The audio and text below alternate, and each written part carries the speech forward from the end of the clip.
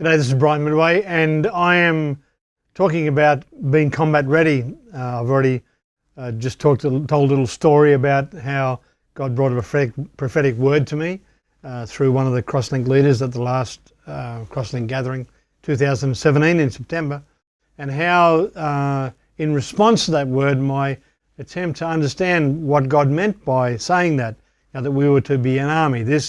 We've been involved in giving people protection, and that's still important. We've been involved in gathering an identity around the kingdom of God, rediscovering the kingdom of God as far as leadership is concerned, and now God's wanting us to become more focused on winning battles, and that seems completely logical to me. And the New Testament, of course, talks about being in a battle, and so I began by talking about Ephesians 6 and how we need the full armour.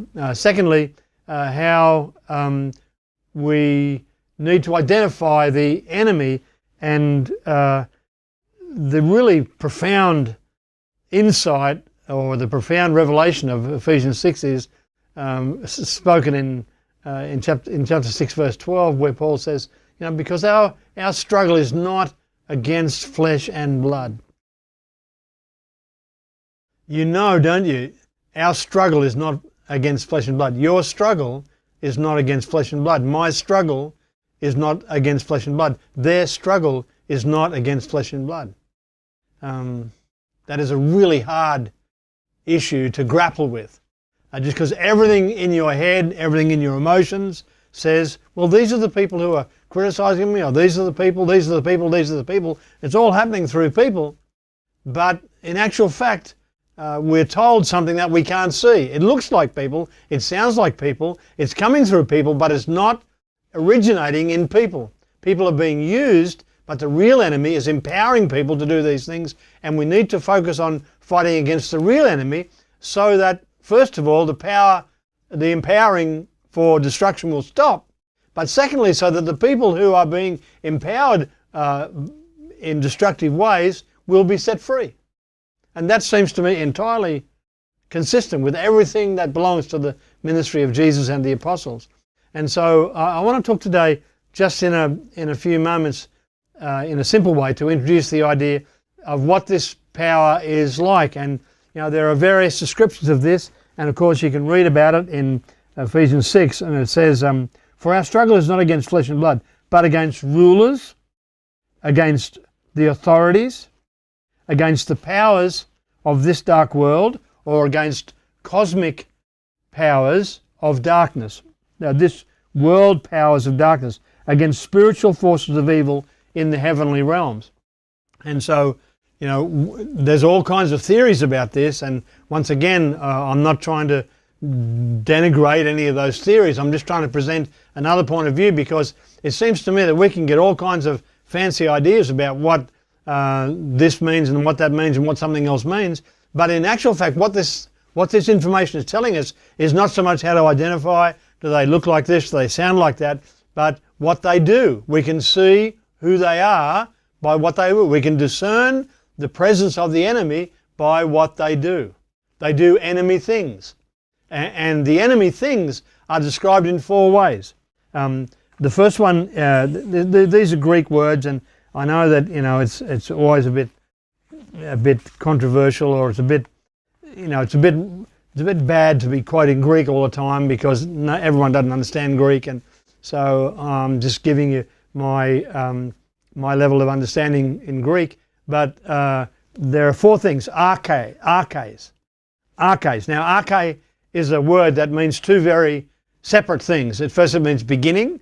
It means the beginning of something, and many times in the New Testament, in the beginning was the word. That is the word arche. The other meaning of arche is the primary leader of a hierarchy, the dominating ruler of a sphere. So the general of the army, the mayor of the city, I don't know what you want to, whoever is the main person, the first person in terms of power, then that's what this evil, that's how this evil is described. It is described as somebody who is the originator of destructive force, of anti-God force, of destroying God's work force. And so what this ruler wants to do is dominate. And so where you find a desire to dominate, you know where it comes from. Because God doesn't desire to dominate. God desires to set people free. God desires to relate to people. And even though Jesus is Lord, he doesn't dominate. Tell me who Jesus dominated. Tell me which flesh and blood person Jesus dominated. There isn't one. He didn't dominate priests and rulers and so forth. He didn't dominate. He actually came and to set them free. And so one of the works of this enemy is the work of domination. So where there is a desire to dominate, to manipulate, to control, you can tell that's evil. Just have a think about it. Control and domination is of the devil. I know some of you might think that's hard to understand, but anyway, I'm asking you to think about it and pray about it and read the Bible about it. The second thing they want to do is exercise power or influence. They have power to influence. So when somebody comes and their influence is strong, then this is what they do. So somebody who wants to use their influence to ride over or persuade somebody in a wrong way is of the devil. And even the manipulative ways of people, sincere people, that's still the devil's work. Jesus doesn't manipulate people. He doesn't try to control them. He doesn't try to trick them. He doesn't try to somehow subdue them. He offers life to them. The third thing is that they come to bring darkness. Cosmic power to bring darkness. Power that creates darkness. Now darkness, I just have to think of a better word for this, but there's a word in the English language called obfuscate. It means to deliberately make it impossible for people to see what's really there. To confuse, to deceive, and darkness does that. You can't see. If the lights turn off in this room, I can't see. I'll trip over things. I can't see the reality that's there because the darkness shrouds the reality. So this is the third thing. So the first thing they do is they want to dominate. The second thing they do is they want to manipulate and use their power to do that. The third thing they want to do is to bring darkness, to obscure everything. And the fourth thing is that they want to destroy and create evil, bring destructive forces, spiritual forces committed to destruction. And so I think the better way to think about the enemy is to think about it in terms of what influence that's having. And you can recognize the presence of the enemy by what is going on. If it's domination, it's the enemy. If it's power to, manipulate, it's the enemy. If it's creating darkness and obfuscation, it's the enemy. If it is destructive, it's the enemy. Now you'll recognize the enemy much more readily when you see the enemy doing what enemies do, and that is the fruit of that.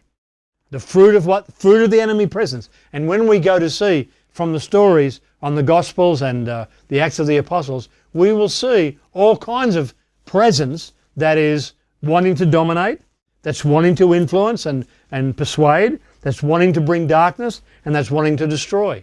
And that's, from the beginning, that's the enemy.